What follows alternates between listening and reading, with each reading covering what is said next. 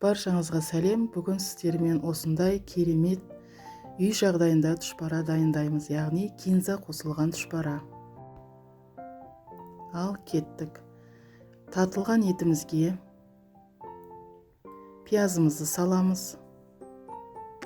Сонымен қоса кішкене кинза көкшөбін алып, оны да ұсақтап тураймыз. Бұрышымызды дәміне қарай тұзымызды қосып, жақсылап салмасын араластырып аламыз.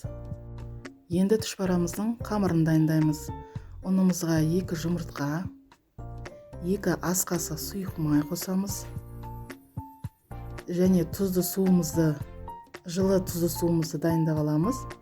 Осымен жақсылап қамыр илейміз. Қамырымыздың иі қанғанша осылай бір келкі етіп, мұжғылай отырып, осындай әдемі қамыр дайындап, оны салафанға салып тындырамыз.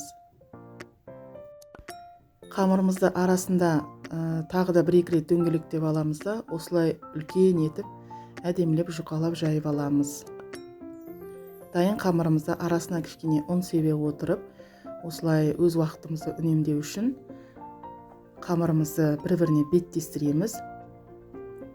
Және стақанның көмегімен кішкентай не болмаса, арнайы жаңағы ойып алғыш құралменде жасап алсаңыздар болады. Міне осындай әдемі дөңгелекшелер пайда болды. Мен осы форма бойынша кесіп алдым.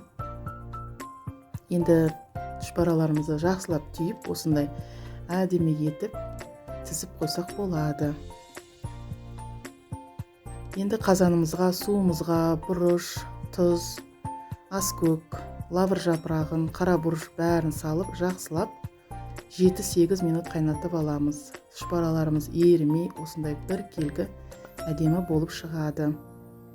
Кинза қосып жасап көріңіздер, сіздерге ұнайды деп сенемін. Сіздермен болған Мақпал Ғалымқызы.